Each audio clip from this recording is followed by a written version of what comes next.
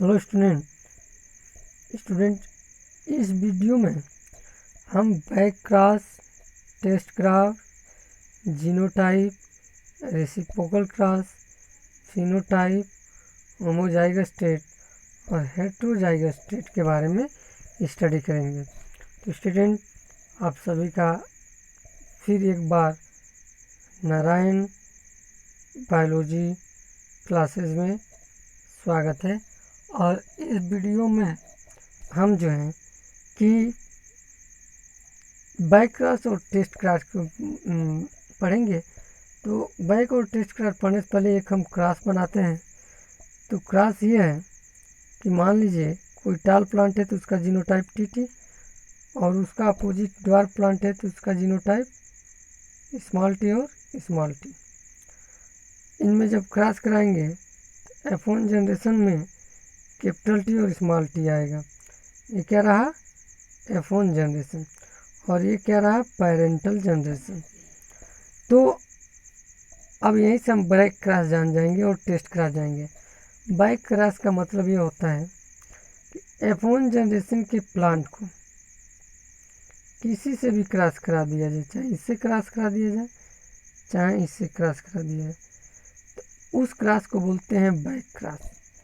वही कह रहा है कि cross between F1 generation with any of the parent, किसी भी पेरेंट से F1 जनरेशन का क्रॉस चाहे ड्वार्फ वाले पेरेंट से करा दिया जाए चाहे टाल वाले पेरेंट से करा दिया जाए, तो इस प्रकार के क्रॉस को हम क्या बोलते हैं? Back cross.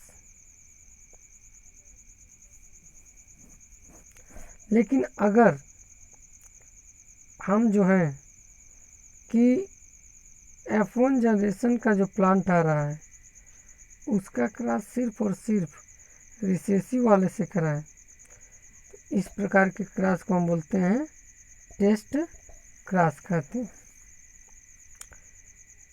अगला जो है टॉपिक वो है जीनोटाइप। टर्म जो है अगला टर्म है जीनोटाइप। तो जीनोटाइप वह सिंबल्स है जिससे किसी कैरेक्टर को हम डिनोट करते हैं। जैसे कि हमने कहा टाल, टाल तो हम देख कर बता रहे थे वो उसका फिनोटाइप रहा, लेकिन उस टाल कैरेक्टर के डेवलपमेंट के लिए कौन सा जीन रिस्पॉन्स है? तो कैपिटल टी और कैपिटल टी, तो यह उस टाल प्लांट का जीनोटाइप हो जाएगा। उसी तरह ड्वार्फ का क्या हो जाएगा? स्मॉल टी और स्मॉल टी, ये क्या हो जाएगा? ड्वार्फ का जीनोटाइप हो जाएगा। अगला जो है वो है रेसिप्रोकल क्रॉस। रेसिप्रोकल क्रॉस इसे कहते हैं। तो रेसिप्रोकल क्रॉस में होता क्या है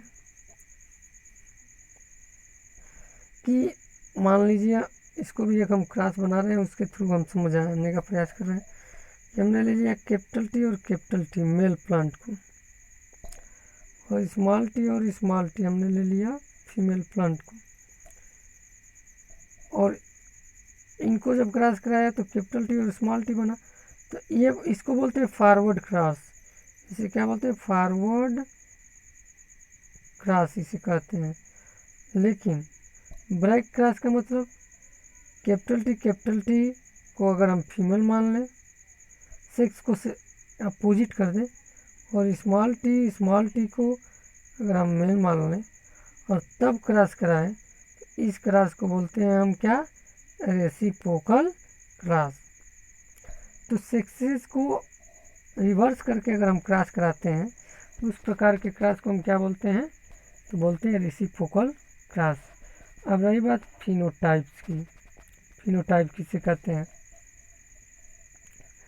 जो कैरेक्टर एक्सप्रेस होते हैं, जैसे हमने कहा टाल, तो कैपिटल टी उस टाल का जीनोटाइप हो गया, लेकिन दिखने में वो कैसा दिखता है? टॉल दिखता है, तो टॉल उसका फिनोटाइप हो गया। ठीक है, जिसे हम नोट करते हैं, डायरेक्टली ऑब्जर्व करते हैं अपने आँख से, उसका फिनोटाइप है। जैसे हमने कहा गोरा, तो गोरा उसका फिनोटाइप हो गया, लेकिन उसके लिए अब कौन सा जीन रिस्पॉन्सिबल है? तो होगा कोई जीन जो रिस्पॉन्सिबल होगा। ठीक है, अब रही बात एलील के बारे में। एलील क्या होता है?